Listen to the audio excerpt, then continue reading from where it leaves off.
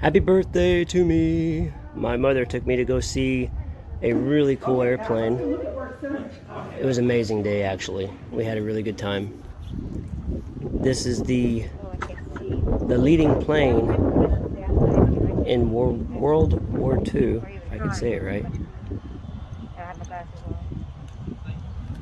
Well, this airplane is actually our most significant historical aircraft because it actually participated in the Normandy invasion of 1944. And it was restored lovingly to the way it looked in June of 1944. And as a matter of fact, we took it to Normandy, France 2 years ago for the 75th anniversary of the invasion at a big event. And we took it back across the water.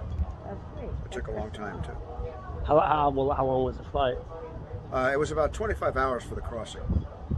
On a typical airline, it takes about 6 or 7. Is it fuel on the way? Oh yeah, and you had to take the northern route, where you go to northern Canada, and then to Greenland, Iceland. So the stripes are to let the ground units know not to fire and hit Oh, yeah. the plane. I came right out of The door actually opens from the inside instead of pushing it out like it is right now, so that way they could parachute out of the plane. Otherwise, it would have been impossible to open up the door and jump out. This is just an honors plaque. Yeah, there's another door that opens. What a great day. That's where the music falls. But it worked. This was the box telling the jumpers to when to jump, when not to jump, when to be ready, when not to be ready. The holes are for the parachuters to shoot out of at enemy aircraft. They found that it hit the wings and the motors though, and it was just a really bad concept.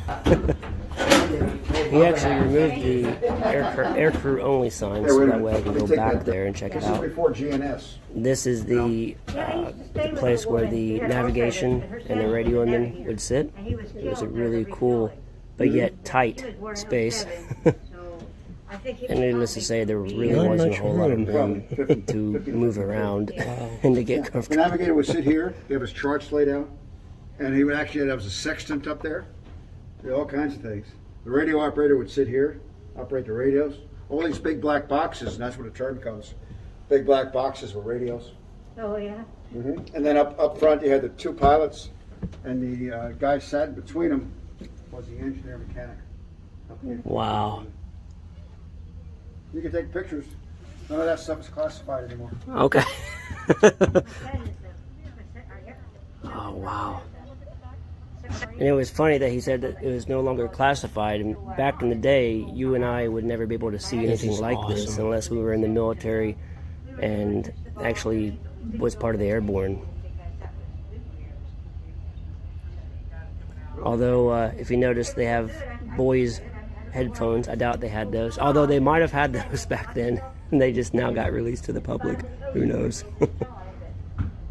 Yeah, they were all involved in some rather unique things. And to be able to sit down in the seat and look, I mean, it would be hard to see where you're flying. This here is the flaps and the landing gear and the hydraulic system.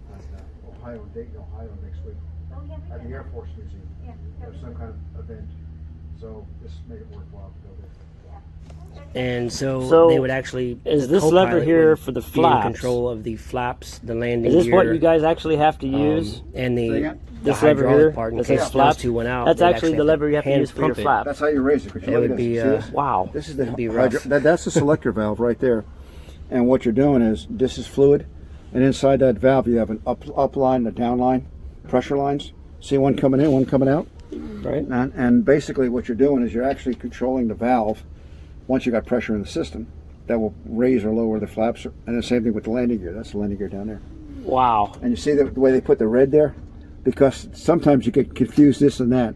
And so they put the, Well, that helps. and do they? Is there like a pump system too, where Well, if it, no, this is hydraulic pressure back here. This is where the pumps are.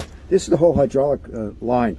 So what you're doing is when you do the landing gear, you're doing the same thing. There's an upside and a downside for pressure, and all you're basically, the valve is in here, and you're basically moving that whole valve. Okay. And so then you direct pressure to the downside or the upside to move it up or down. Wow. So if So it's all very simple. okay, so there's no actual, like if something went wrong, you have to sit there and Now that thing up there, see that big one, the big handle? Okay. That was a hydraulic hand pump backup. Oh, okay. So that's what you the do is backup. you put the lever in the down position, and then you could pump that, and you can pump them down. And is there like a light that comes up that says, "Hey, the gear is Yeah, down"? it's over there on the right. You'll see the green light. There's a green light over there for gear down. Oh, okay. You can't see because the co-pilot wheel is in the way. Wow. This is. And this right here in the center here, see that square there? Kind of looks like one piece. The two round deals. Mm-hmm. That's the horizontal. Well, that was the original autopilot, which was basically like a wing leveler. And what that is actually it's a fake front. You pull that off, and behind that is two Garmin GNSs and two modern radios and an attitude indicator. Okay. So basically, that's how we legally fly the airplane. Oh, okay. Yeah, that's a fake front. So You just pull it out. and the FAA would not allow you to use. Because that stuff is not accurate enough. This stuff, if we had navigation of that era, you wouldn't be. You couldn't legally fly like on U.S. Airways. Really? Because Which is they don't have crazy the, to margin think of error. that back I in the mean, they're day, not as accurate as it's they need to be. okay.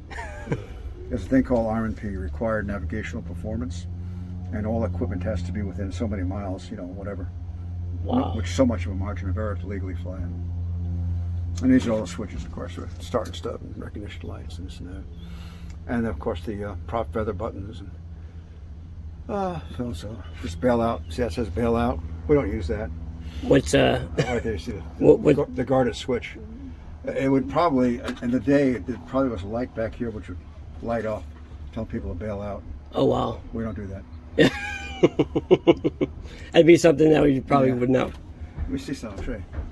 Where is it? Here. The last one switches. He says caution, then it says jump. Oh, okay, that's Caution the. and jump. That's the thing back there by the door there. Okay, yeah. The yellow light and the green light. Okay. Mhm. Battery master passing lights, landing lights. Yeah, so this is actually very simply designed.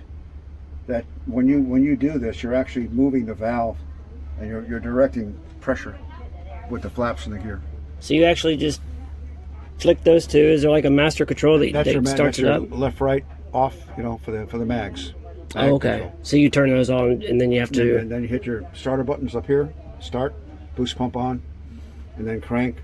And once you get the fire, mixture, props, throttles. Wow. And then you have a trim, parking brake. The red handle there is the fuel selector. There's 4 tanks, and any one of those 4 tanks could go to that engine or that engine. You see, you could select anyone: left, right, left main, right main, left aux, right aux. Wow. So you can select. There's five choices. The 4 tanks and off, and it's the same. So there's no fuel transfer, but each engine could use any one of the tanks. Huh. So you could transfer fuel by selecting it to a tank. Like if you had one shut down. This is incredible. Mm-hmm. This is really neat. What a great day. What a great birthday present. Thank you, Mom. I appreciate it, and I love you. I also got this drone here for my birthday. It's a really cool gift, and trying to get used to flying it. My dad's walking up there to check it out. It took us a minute to figure it out, simply because we had to get the Wi-Fi hooked to the phone and all that, so you can see where you're flying. Wasn't sure exactly. I'm an amateur at it, so my biggest concern was don't crash into the trees. And I was trying to get the camera to pan around, but I couldn't figure out how to do that. So I brought it down. I brought it back up, having the camera face Mom and Dad's. And at this point, I start to lose where the camera's turning to, just simply because I wasn't sure where the camera was even located at that point.